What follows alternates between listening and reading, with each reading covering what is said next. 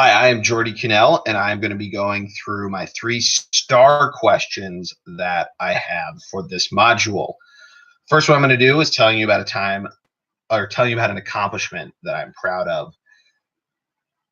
So while I was pursuing to be a stock analyst, I decided to take level 1 of the CFA examinations. And if you're not aware, there's 3 levels. Level 1 is offered twice a year in December and June. Level 2 is only offered, and level 3 are only offered once a year. The reason for that is there's a lot of material. It's about 3,000 pages worth of textbook to read, and the quiz or the exam itself is 250 multiple choice questions. So there's a lot to study, a lot of different topics that are there. So what I needed to figure out was how was I going to accomplish this? Studying for 6 months and being ready to take this test.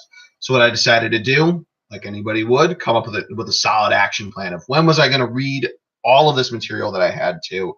How was I going to accomplish getting used to the questions of all the different practice questions that I was given, and making sure I knew how to answer them, making sure that I had the math down, the mathematical questions, making sure I had the concepts down of different rules and regulations, and really making sure that I stick to the study plan, making sure I give myself the right days off, and really pacing myself to know when I needed to ramp it up when we were getting down to crunch time that I did that. And I stuck to that study plan. I made sure that I was very disciplined with it.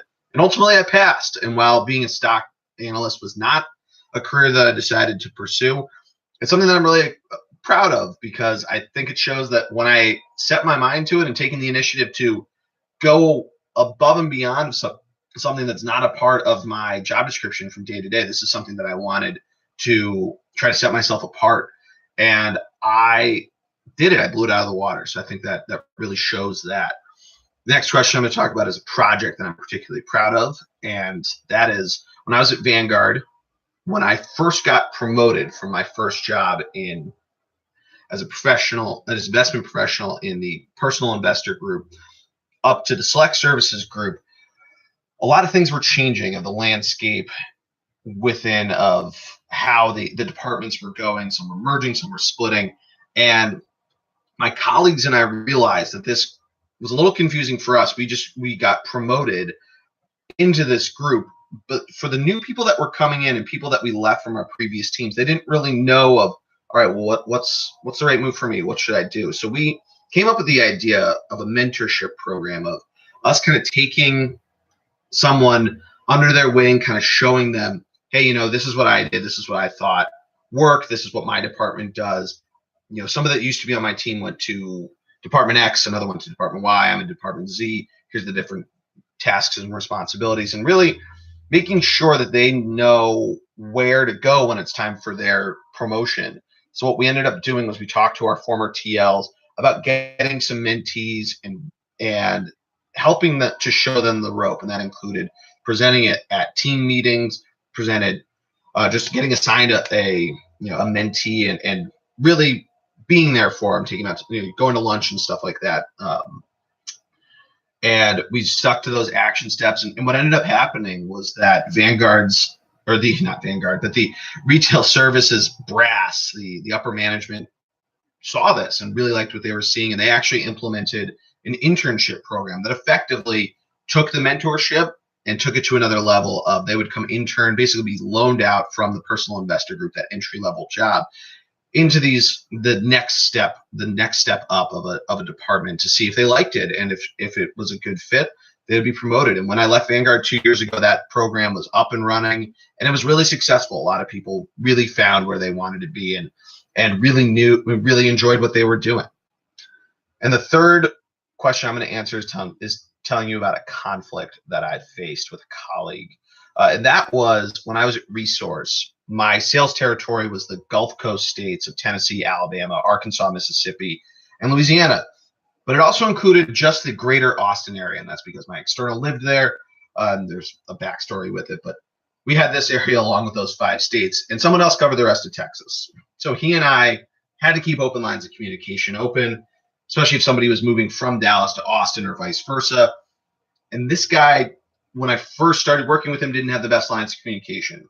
Someone moved from Austin to Dallas. He is more than happy to take that guy. I would update the address and really get him set up with him. But if the reverse happened, he wouldn't really take the steps to properly introduce or even update the address. There'd be times he'd schedule a meeting for his external to go meet with the guy, and he's actually in Austin. The guy's upset, obviously. And we kind of had to sit down and figure out what we're going to do about this. So he and I sat down and decided and talked about, this is what I do, this is what you do. Let's figure out a way. Let's figure out a way that we can make sure that we're not setting ourselves up for failure, not making ourselves look bad, because we're looking unprofessional when that sort of stuff happens. So we decided, hey, you know what? Let me double check. At the end of a call, not only emailing out a one pager about whatever product you were selling them, if it was the REIT or the interval funds, but also being proactive and saying, hey, I know you mentioned you might have one or two clients. Would you mind if I sent you a sales kit in the mail? It has everything, it has the physical copies. And when you do that, you can just say, hey, let me double check. I got the address, 123 Main Street on Austin, Texas. Oh no, it's Dallas. All right, let me update your address. And actually, you know what? I'm going to CC my friend Chris on the email to make sure that he knows. And Chris and I made sure to implement this. It actually worked really well for both of us in Texas and other states that were split too. Those internal salesmen for California, for New Jersey, they actually decided to start doing that as well. And it actually really made us as a company look a lot more efficient as a sales team. And it made us look a lot more professional too. And it's drove more sales and made them a lot quicker. And it really helped out with driving that bottom line. So I think without us taking the initiative to figure that out, I'm not sure where we would have been at that point, but I think we did a pretty good job of it. And that's it. Let me know what you think. Thank you so much.